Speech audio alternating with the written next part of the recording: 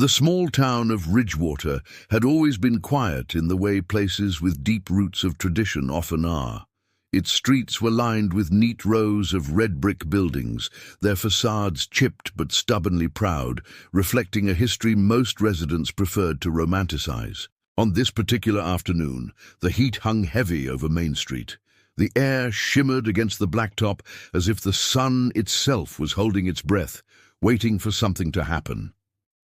Inside Pete's Diner, a local institution known for its greasy burgers and oversized milkshakes, the atmosphere was unusually charged. Conversations were subdued, voices lowered to murmurs that barely rippled through the stillness. Something was off, though no one dared to say it outright. Officer Dean Harrelson strode in with his usual swagger, his badge glinting under the harsh fluorescent lights. He was Ridgewater born and bred, a product of its unspoken rules and tight-knit culture.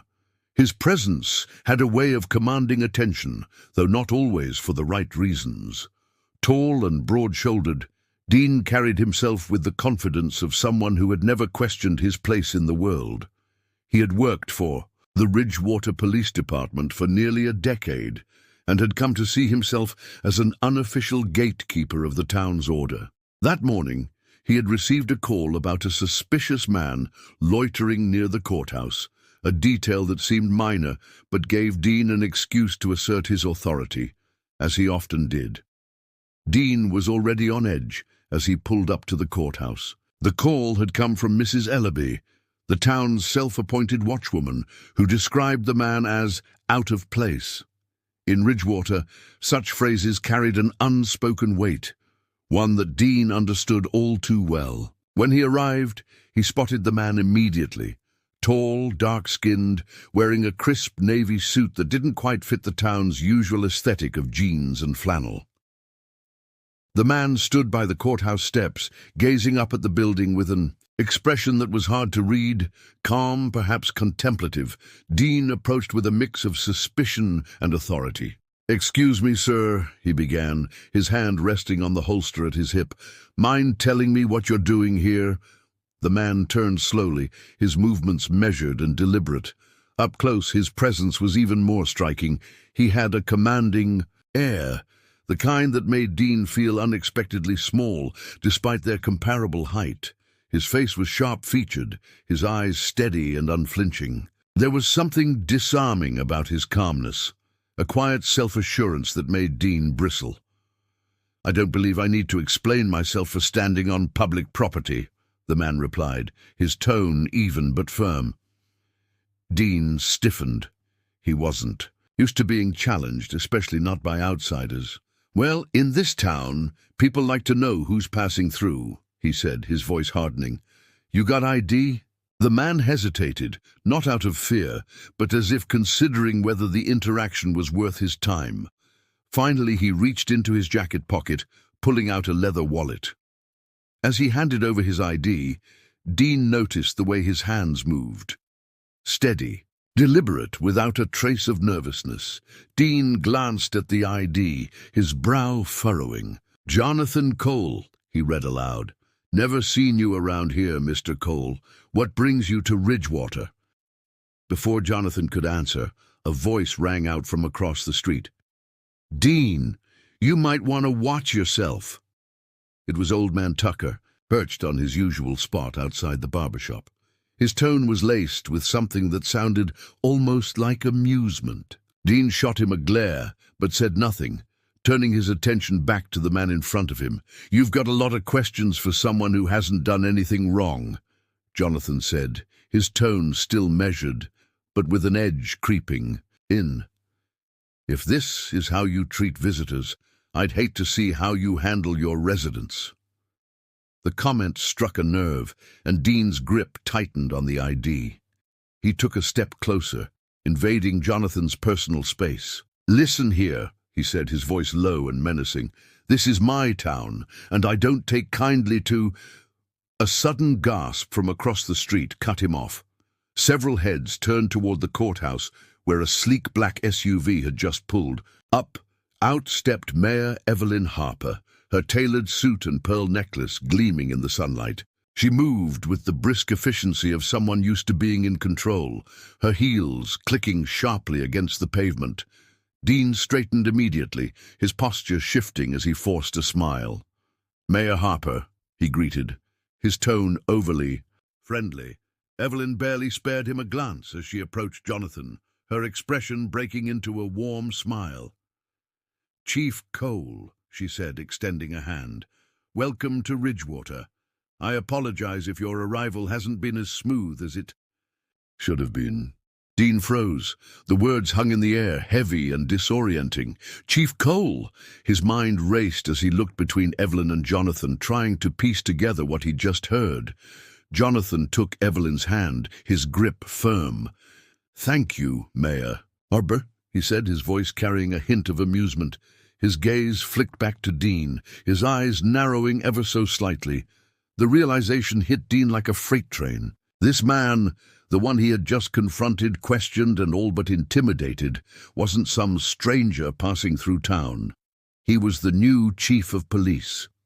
The tension in the air was palpable as Dean scrambled to recover, his face flushing with a mix of embarrassment and anger. But before he could speak, Jonathan stepped closer, his voice dropping to a level only Dean could hear. "I suggest you get used to seeing me around," he said, his tone calm but pointed. "Because I'm not going anywhere." Dean opened his mouth to respond, but no words came. The sound of Evelyn's voice, chatting warmly with Jonathan, faded into the background as the weight of the moment settled on him. His world, his sense of control, had just shifted in a way he hadn't anticipated. As the SUV pulled away, taking Jonathan and Evelyn with it, Dean stood frozen on the courthouse steps. Around him, the murmurs started again, growing louder with every passing second, and for the first time in his career, Dean Harrelson wasn't sure where he stood. The heavy slam of the cruiser door echoed in the parking lot as Dean sat behind, the wheel gripping the steering wheel tighter than he needed to. His chest rose and fell as if he had just run a mile, but he hadn't moved an inch. The name Jonathan Cole bounced around his head like a relentless echo. Chief Cole. The words didn't belong together, not in his mind, not in this town. Ridgewater wasn't the kind of place where a man like Jonathan Cole could waltz in and take the top spot, least of all over people like Dean, who had spent years clawing their way up the ranks. He let out a sharp breath and stared at his reflection in the rearview mirror. The sweat along his hairline glistened under the afternoon sun, making his pale skin look flushed. For the first time in a long time, Dean felt like he was on the outside looking in, a stranger in his own town.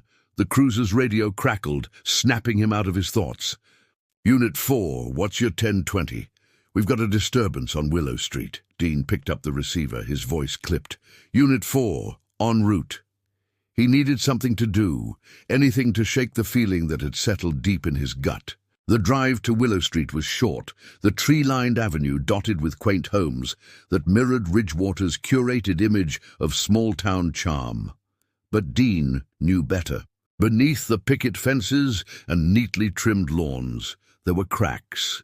As he pulled up to the address, he spotted Mrs. Ellaby pacing on the front porch, her hands wringing the hem of her floral apron. She was the town's biggest gossip and an unofficial dispatcher of drama, her phone calls to the station more frequent than anyone's. "Officer Harrelson," she called, relief washing over her face as he approached. "Thank heavens you're here. I heard yelling from the Johnsons' place, and it didn't sound good. You know how things can get over there." Dean nodded, trying to mask his irritation. The Johnsons were a young couple prone to heated arguments, but nothing criminal. Still, he had to go through the motions. As he walked up the driveway, he glanced back at Mrs. Ellaby, who was already peeking through her curtains. "Ma'am, I'll handle it," he said firmly. She gave a sheepish nod, but didn't budge from her window. The door creaked open before Dean could knock. Charlie Johnson stood in the doorway, his eyes bloodshot and his jaw tight. "It's fine," he said before Dean could speak. "Just a stupid argument. We're good." Dean raised an eyebrow, not buying it. "Mind if I step inside, Charlie?" Charlie hesitated, then stepped aside. Inside, the air was thick with tension. Emily Johnson sat on the couch, her arms crossed and her face flushed. A shattered mug lay on the floor near her feet. "You okay, Emily?" Dean asked, his tone softening. She glanced up at him and shrugged. "Fine," she said flatly. "Just clumsy today." Dean's eyes lingered on the mug. "Right. Well, if you're sure, I'll let you two get back to your day." He turned to leave, but stopped short when he caught a movement out of the corner of his eye. Emily's hand twitched, and for a brief moment he thought he saw her lips tremble, as if she wanted to say something but couldn't. He filed the detail away in his mind, deciding to follow up later. As he stepped back outside, Mrs. Ellaby was waiting for him. "Everything all right?" she asked, her tone too eager. "Nothing to worry about," Dean replied curtly, climbing back into his cruiser. The rest of the day dragged on, his mind constantly drifting back to the courthouse. Steps and the exchange with Jonathan Cole. It wasn't just the embarrassment of the encounter that gnawed at him. It was the shift in the balance of power, the feeling that Ridgewater was changing in a way he couldn't control. By the time Dean returned to the station, the sun was beginning to dip below the horizon, casting long shadows across the parking lot.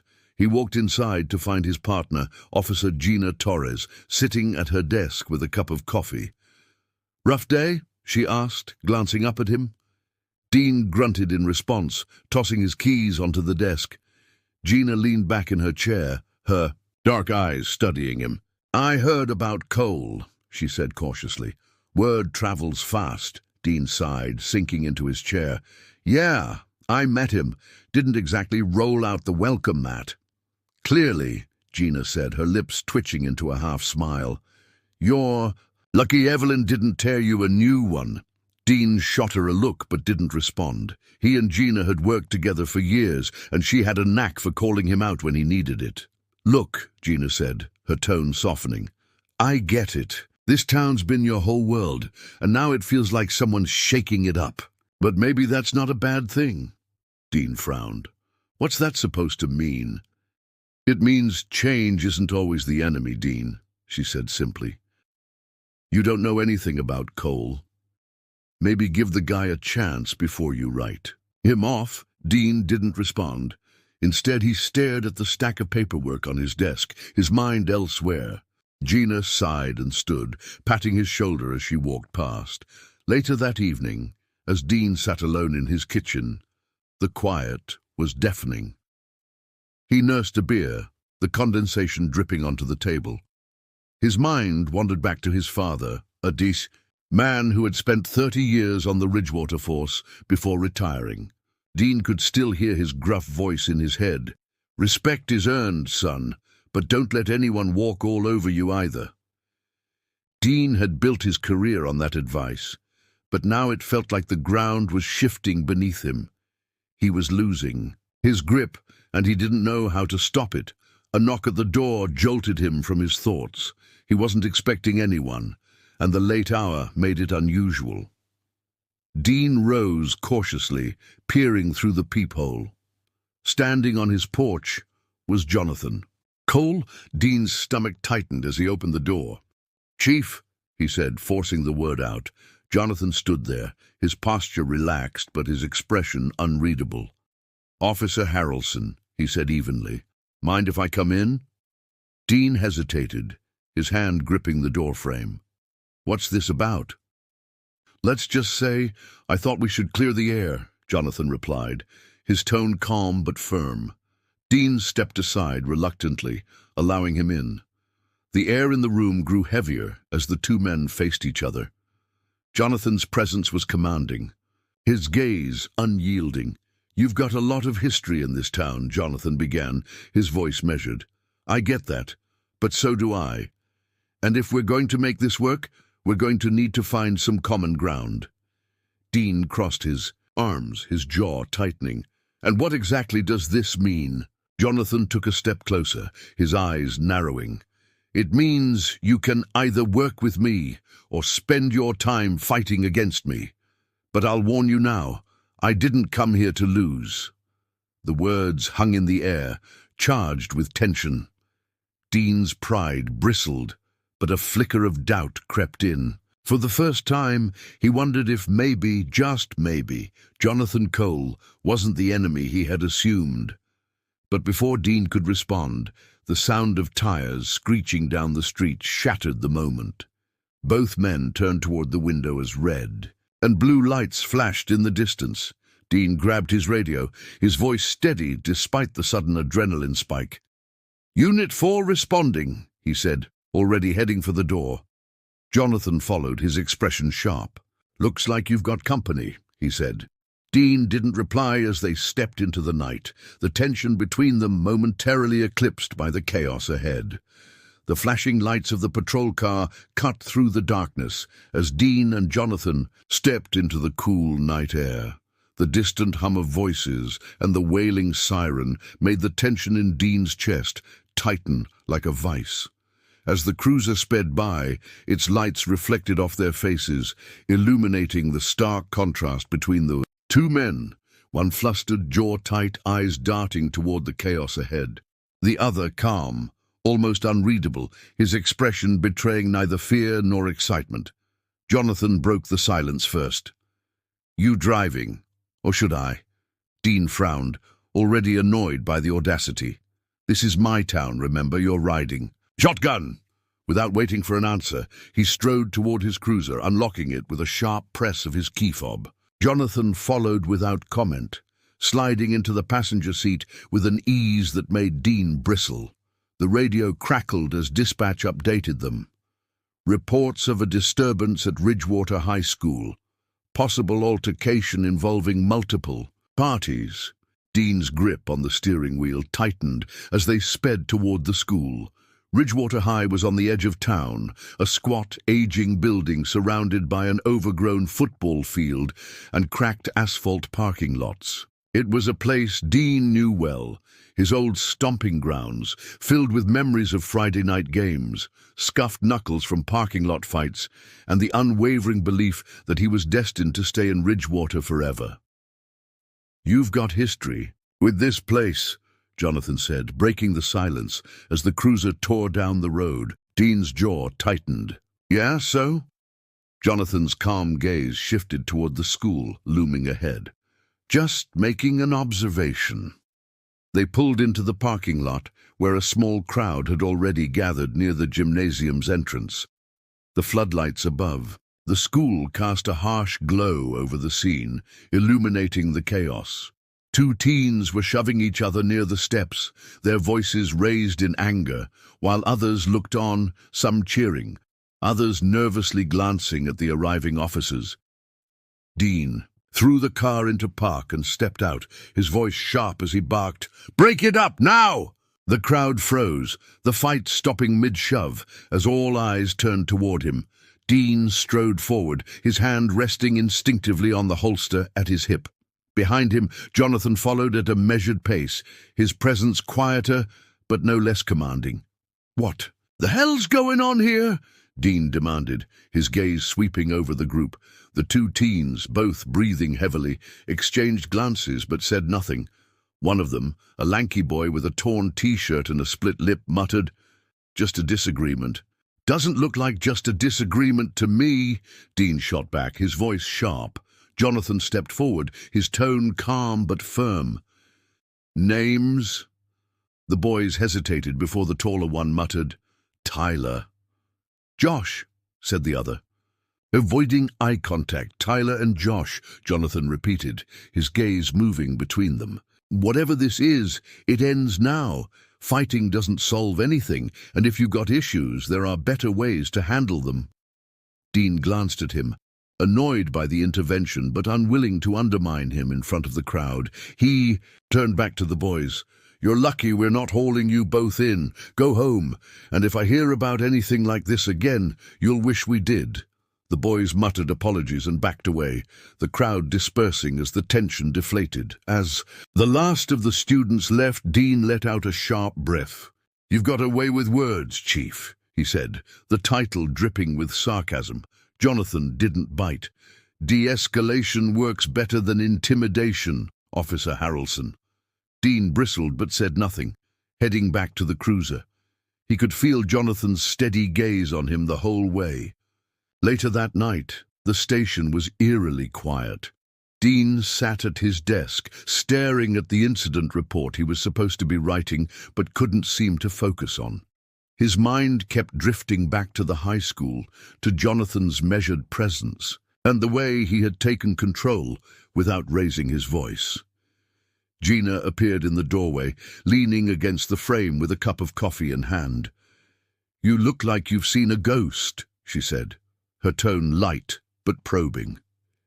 Dean shook his head. "It's nothing, just a long day." She walked in, setting the coffee on his desk. "You're not fooling anyone, you know. You've been on edge since Cole showed up." Dean glanced at her, his defenses slipping for a moment. "It's not just him, Gina. It's everything.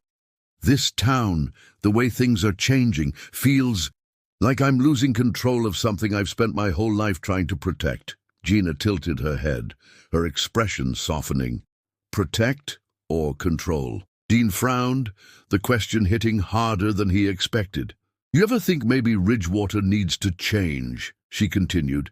"That maybe you've been so focused on keeping things the same, you've missed what's really going on?" Her words struck a nerve, and Dean looked away, his thoughts racing.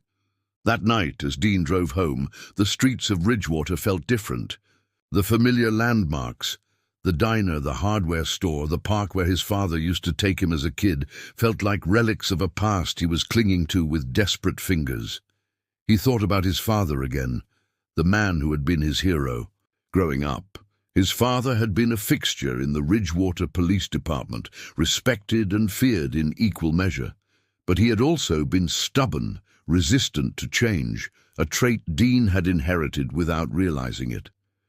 As he pulled into his driveway, Dean sat in the car for a long moment, staring at the house he had grown up in. The porch light flickered, casting shadows that danced across the yard. He closed his eyes, hearing his father's voice again. "Sometimes being a good cop means stepping out of your comfort zone. It's not about you, it's about the people you serve." The memory hit him like a punch to the gut. He had always believed he was serving Ridgewater, protecting it, but what if he had been wrong? The next morning, Dean walked into the station feeling heavier than usual. As he poured himself a cup of coffee, he overheard voices in the conference room. He recognized Jonathan's low baritone and Evelyn Harper's sharp, authoritative tone. Curiosity piqued, Dean lingered near the door, catching snippets of the conversation. "Certain officers need to adapt to the new direction," Evelyn was saying. "We can't afford resistance, not now." Jonathan's reply was quieter, but the words Dean caught made his stomach churn. "Change is always met with resistance, but we can't let that slow us down. Ridgewater needs this." Dean stepped away before they could notice him, his mind racing. What new direction? What were they planning? As the day wore on, Dean couldn't shake the feeling that he was being left out of something important. Jonathan's calm confidence grated on him, not because of arrogance, but because it hinted at knowledge Dean didn't have. Late that afternoon, Dean got his chance to confront Jonathan. They were the only two left in the station, the quiet hum of the air conditioning filling the silence. "Chief," Dean said, his voice steady but charged, "what's this new direction you and the mayor keep talking about?" Jonathan looked up from his desk, his expression unreadable. "Ridgewater's growing, Officer Harrelson. There are opportunities on the horizon, but with growth comes challenges.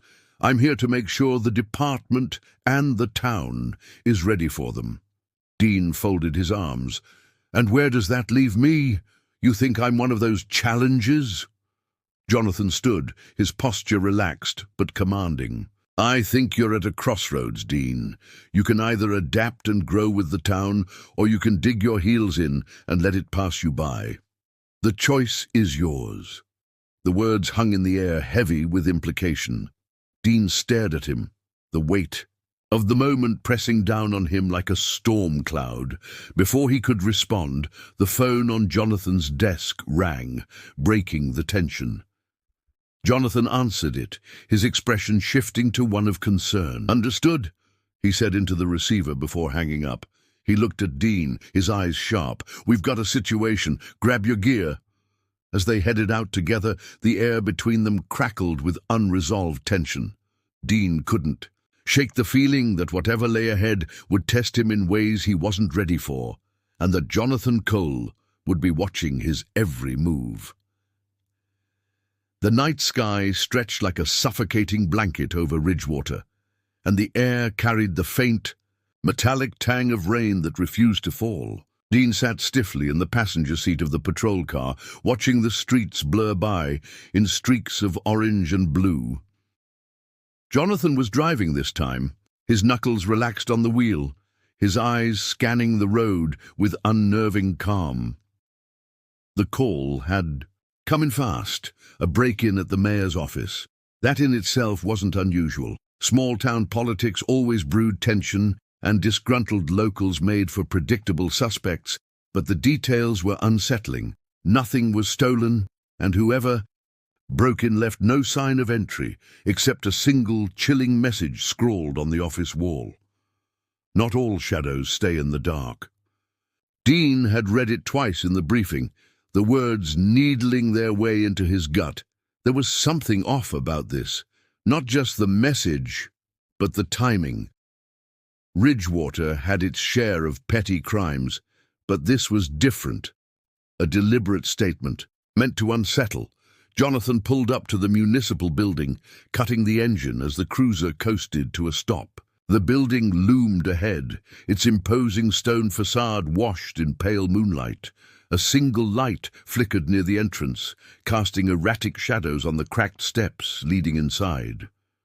"Ready?" Jonathan asked, his voice steady. Dean nodded, but didn't trust himself to speak. He wasn't sure if it was the unsettling message, the eerie stillness of the scene, or just the presence of Jonathan that put him on edge. As they entered the building, the sound of their boots echoed sharply. In the empty hallway, the mayor, Evelyn Harper, was waiting for them in her office, her face pale and tight with controlled fury. "Whoever did this," she said, her voice clipped, "knew what they were doing. They got in without triggering the alarms or breaking. A single lock. I don't know how, but they wanted me to see this." Dean's gaze shifted to the wall behind her desk. The words were scrawled in thick black marker, the letters jagged and hurried, but unmistakably deliberate. "Not all shadows stay in the dark," Dean murmured under his breath. Jonathan stepped closer, inspecting the message with an intensity that made Dean uneasy. "This wasn't random," he said, his tone low. "This is personal." Dean frowned. "How can you be sure?" Jonathan didn't answer right away. Instead, he traced the edges of the letters with his eyes, as if trying to decipher a code only he could see. The phrasing, the precision. "Whoever did this knows us, knows you." Evelyn crossed her arms. "You think it's someone inside the department?" Jonathan hesitated before responding. "I think it's someone who knows how the department operates." "That narrows the list." Dean felt a prickle of irritation.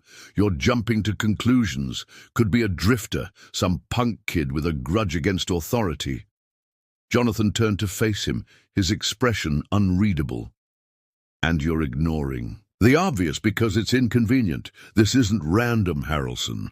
The tension between them was palpable, the weight of unspoken accusations hanging in the air. The investigation stretched into the early hours of the morning, but they came up empty. No fingerprints, no witnesses, no security footage.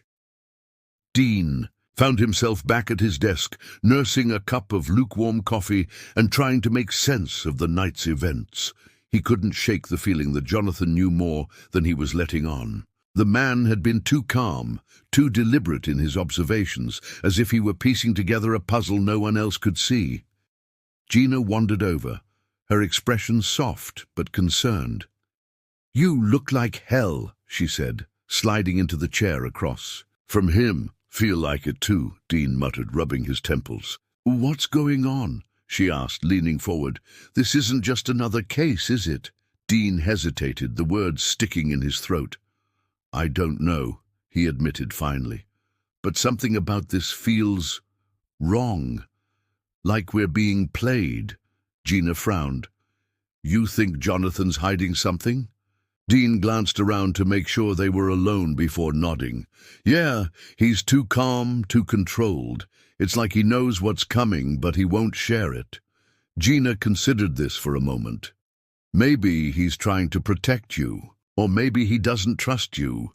The words stung, though Dean couldn't argue with them. He had made no secret of his dislike for Jonathan, and he knew the feeling was mutual. But if they were going to solve this, they needed to be on the same page.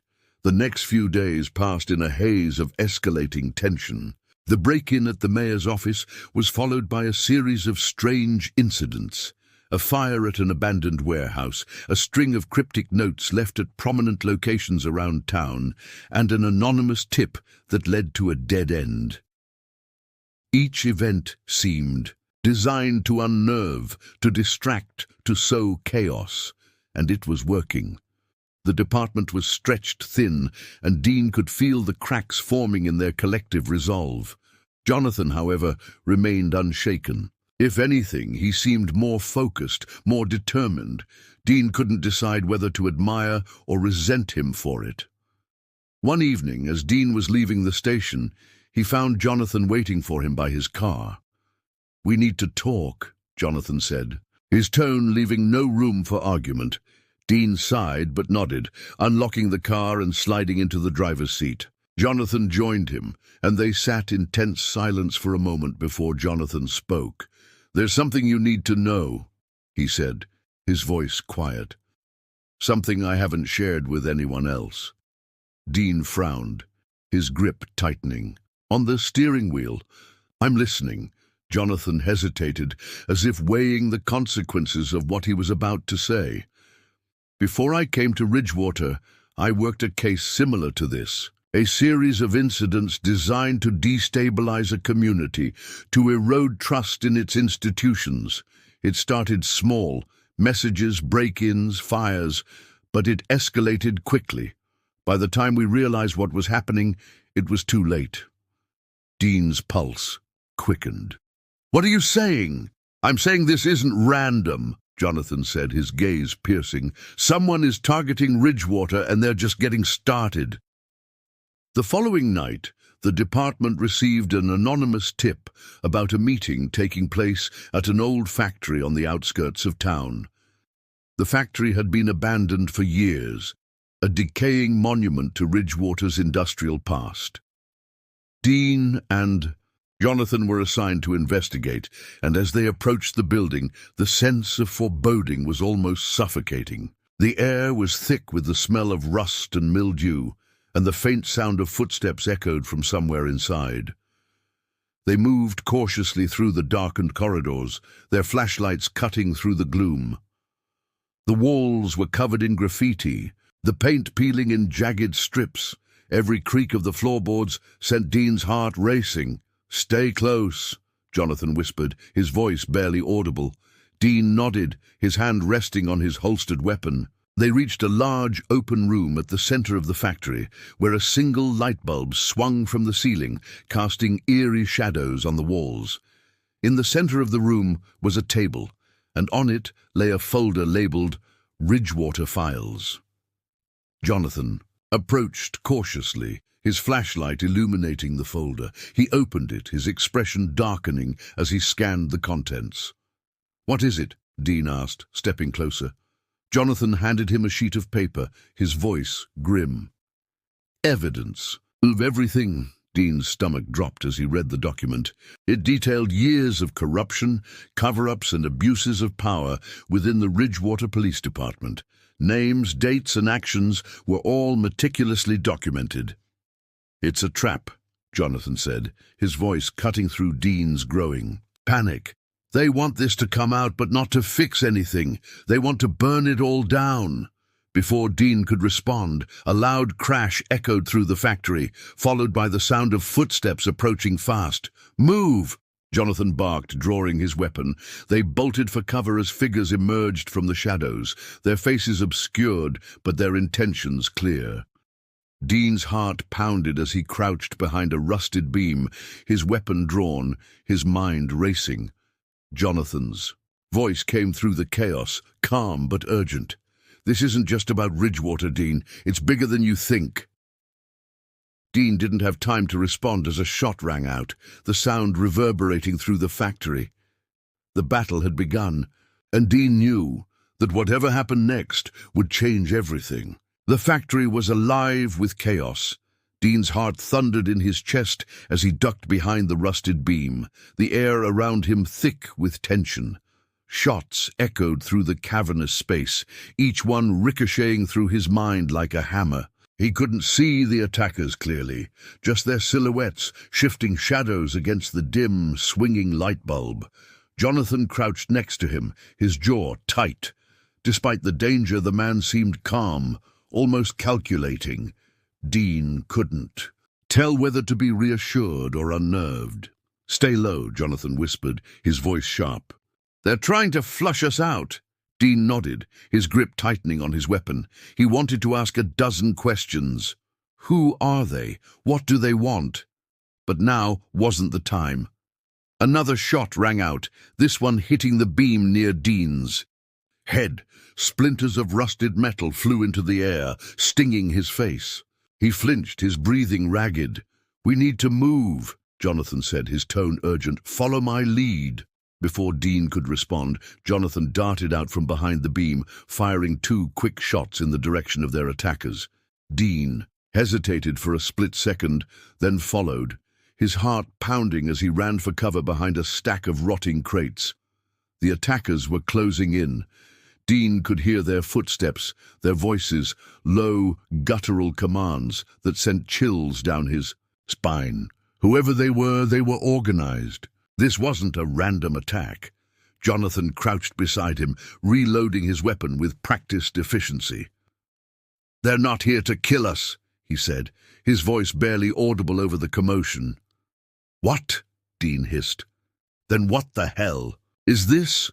Jonathan's eyes met his, and for the first time Dean saw something there he didn't expect. Fear. "They're here to destroy the evidence," Jonathan said, "and if they have to take us down in the process, they will." Dean's stomach turned. The folder on the table, the Ridgewater files, was the key to everything. Whoever these people were, they couldn't let that information get out. "We have to get that folder," Dean said, his voice firm despite the panic rising in his chest.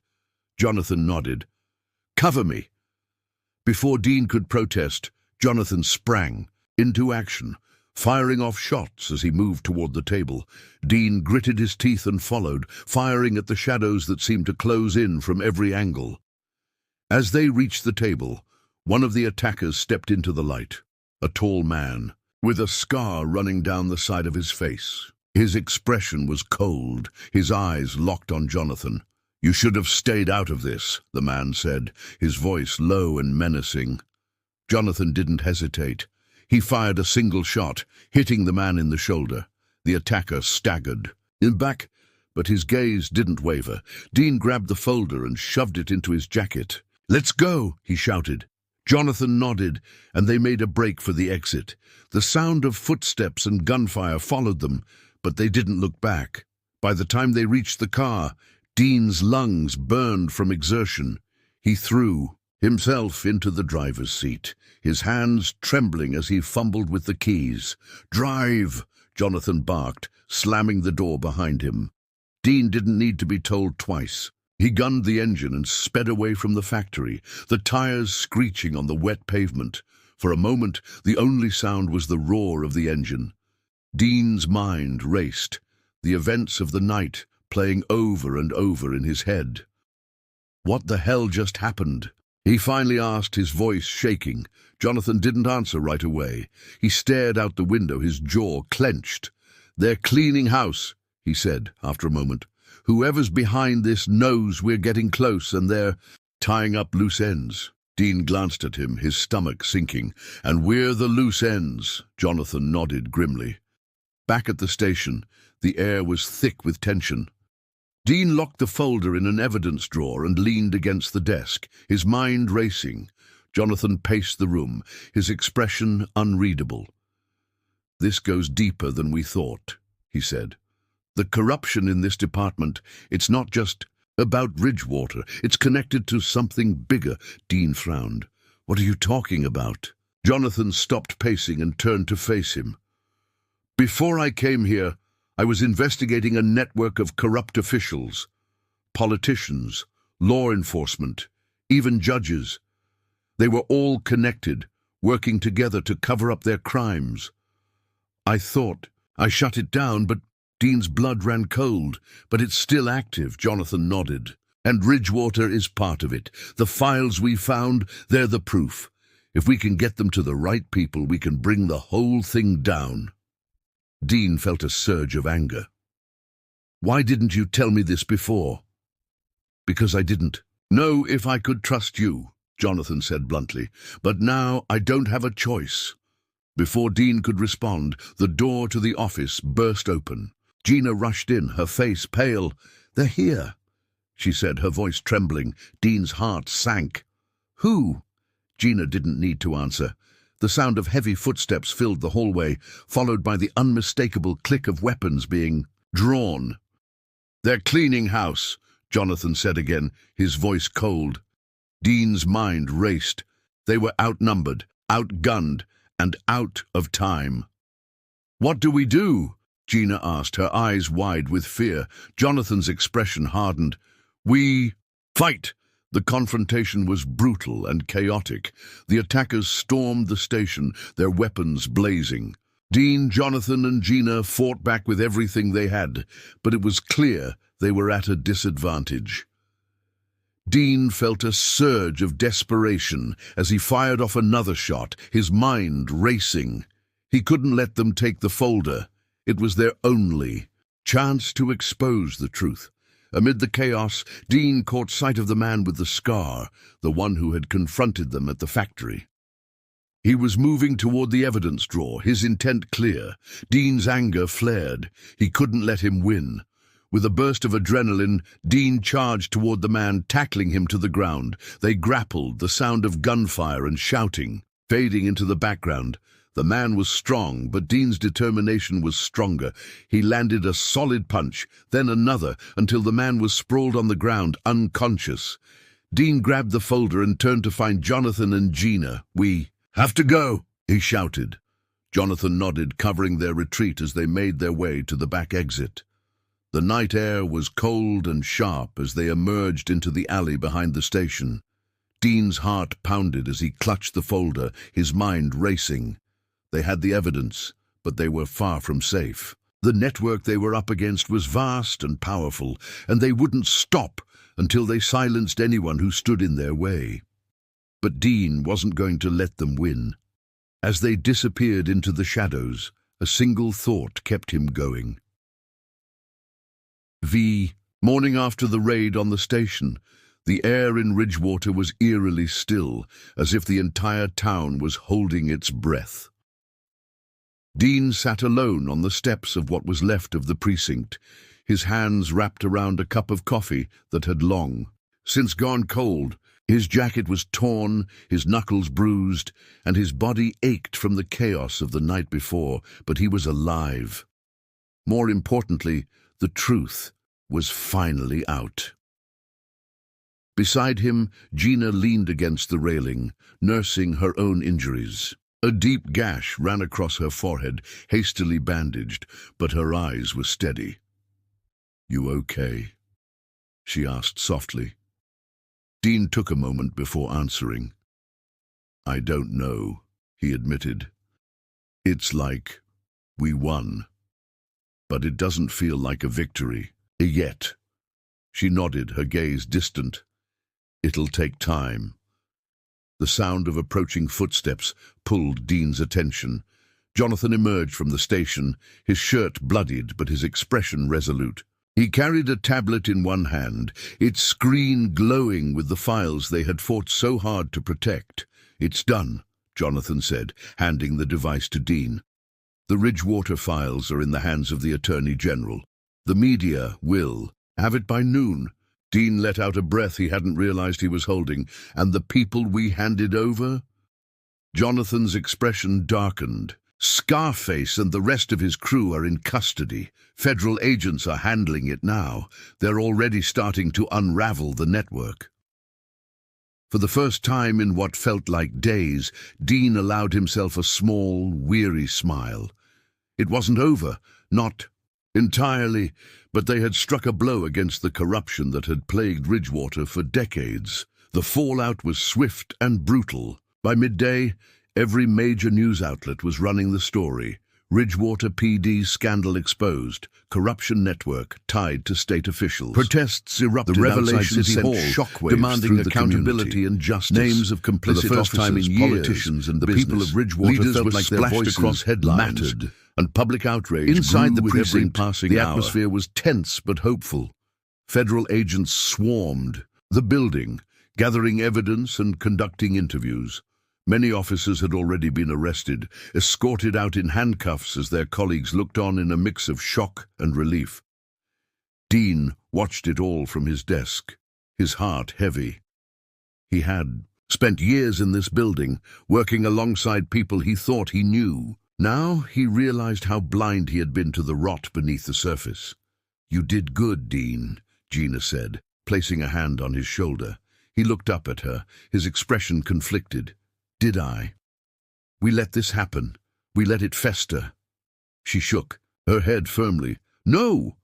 They let it happen, and you stopped it." Dean didn't respond right away.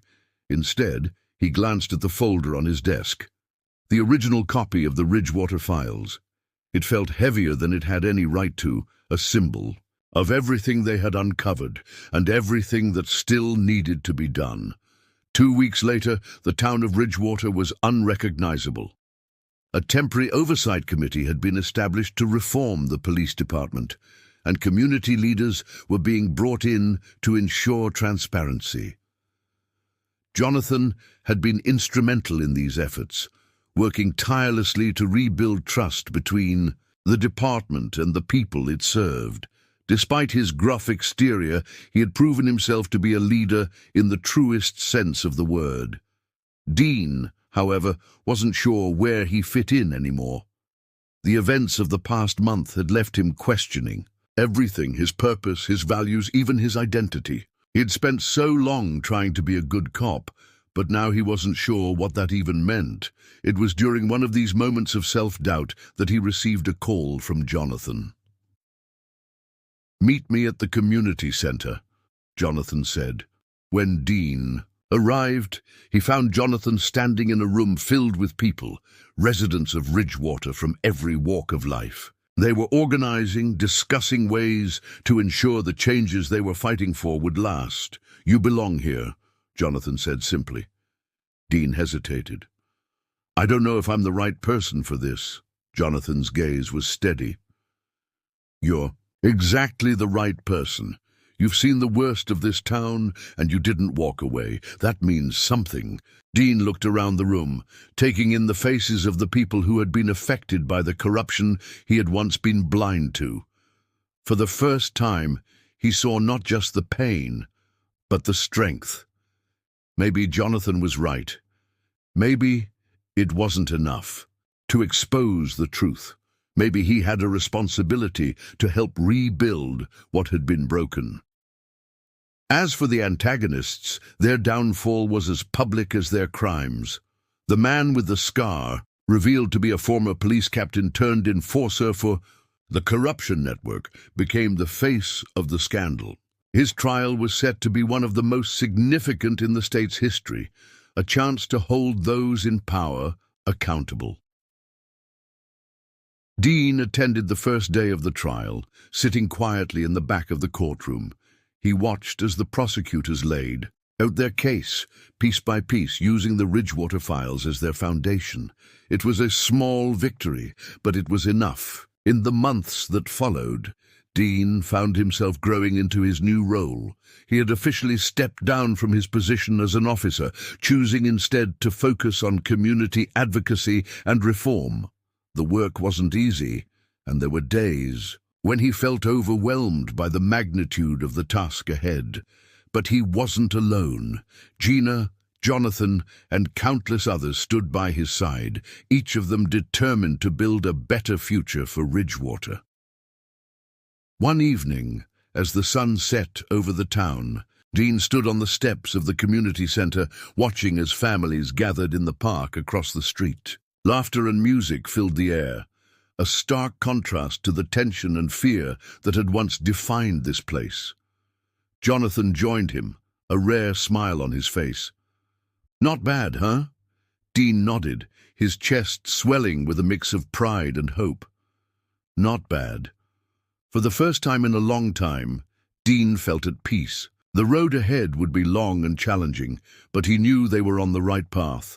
As the sky turned shades of pink and orange, he thought back to something his father had once told him. "The world doesn't change on its own, son.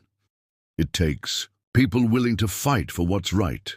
Dean smiled to himself. His father had been right, and now Dean was ready to keep fighting, not just for Ridgewater, but for the future it deserved.